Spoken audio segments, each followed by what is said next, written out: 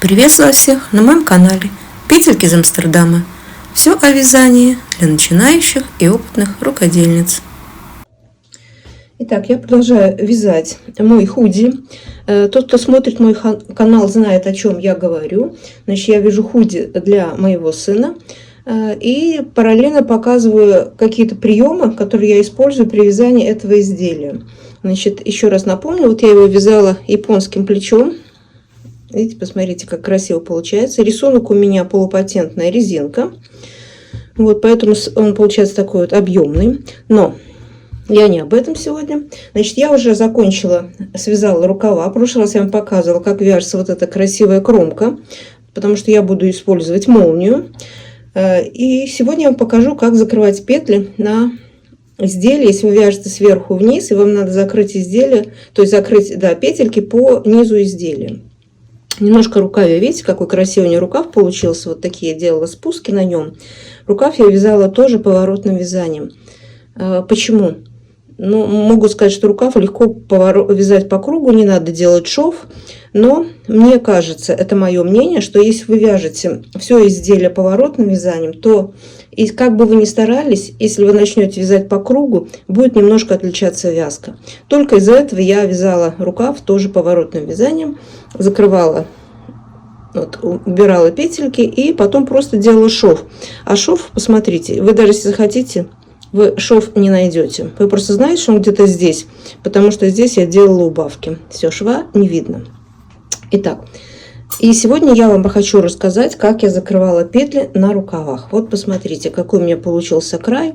Я не хочу сказать, что он как фабричный и все такое. Он красивый, просто красивый край, эластичный. И это способ очень легкий, потому что в основном стараются закрывать иголкой. Это, я не спорю, очень все красиво, аккуратно получается.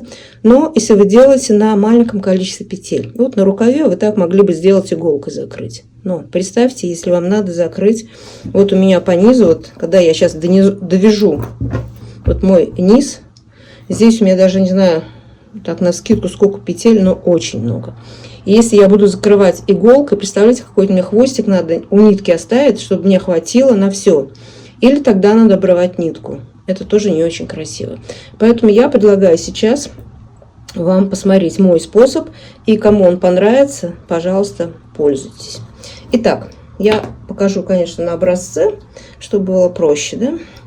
Значит, я связала вот немножко кусочек резинки 1 на 1. Вот я, представьте, я довязала свой рукав, связала туда, связала резинку 1 на 1, и сейчас мне надо закрыть вот эти петельки. И как это делается? Значит, первую петелька у меня, так как это поворотное вязание, она будет кромочной, я ее просто снимаю. Вторая петля у меня лицевая. Значит, перед лицевой я делаю накид. Внимание, некоторые там спорят, что я говорю от себя, делаю на себя и так далее. Я считаю, что это накид от себя. То есть я ввожу спицу под нитку, и получается вот у меня такой накид. Это от себя. Потом провязываю лицевую петлю. Захожу сзади, захватываю вот этот накид и провязываю мою лицевую петельку через этот накид. И потом вот эту петлю, с которой мы сейчас работали, протягиваю через первую. Все, мы одну петлю закрыли. Дальше у меня идет изнаночная петля. Теперь делаю накид на себя.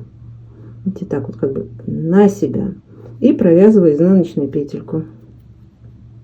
Теперь у меня накид легко захватить по лицу изделия. Я вот подхватываю накид, через него протягиваю мою изнаночную петлю и эту же изнаночную петлю протягиваю через первую. Вот я закрыла вторую петельку. Дальше опять у меня лицевая. Накид от меня, провязываю лицевую, захожу сзади изделия с изнаночной стороны, подхватываю этот накид, через него протягиваю лицевую петлю и эту же лицевую протягиваю теперь через первую. И я закрыла еще одну петельку. Дальше у меня изнаночная, накид на меня, провязываю изнаночную, протягиваю изнаночную через накид и эту изнаночную через первую, и закрыта еще одна петелька. Дальше лицевая, накид от меня, лицевая. Почему надо заходить сзади изделия? В принципе, можно, если вам удобно, вы можете попробовать вот здесь изловчиться и выйти, протянуть петельку через накид и с этой стороны. Но мне кажется, с изнаночной стороны легче подхватить этот накид. Поэтому вот я делаю это с изнаночной стороны. Изнаночная, накид на меня, провязываю изнаночную и через первую. И так вы закрываете все петли. И когда вы закроете вот таким образом ваши петельки, вот они так и получится, как у меня здесь. Причем они красиво смотрятся как с лицевой стороны, так и с изнаночной стороны. Вы выбираете, как вам нравится больше. Если вам эта часть больше нравится, тогда закрывайте по лицу. А если это, тогда закрывайте по изнанке. Но это не столь важно, я думаю, и не принципиально. Смотрится с обоих сторон очень красиво. Ну вот это все, что я хотела вам сегодня рассказать. Значит, я продолжаю вязать дальше свое худи, свое, наверное, да. Следующим этапом я вот закончу сейчас, сделаю, довяжу, мне осталось сантиметров 7-8 довязать, потом свяжу резинку, закрою все петли, и мы потом с вами будем делать накладные карманы. Худи всегда карманы, кенгурятники здесь такие. Но так как здесь у меня молния, значит, карман будет состоять из двух частей. Значит, я сделаю первую часть, а вторую часть я покажу, как я это делаю. Поэтому, кто хочет тоже связать худи, может не именно такой же, как у меня, но какие-то части моей работы вы можете использовать у себя. А на сегодня все. Пока-пока. С вами была Светлана.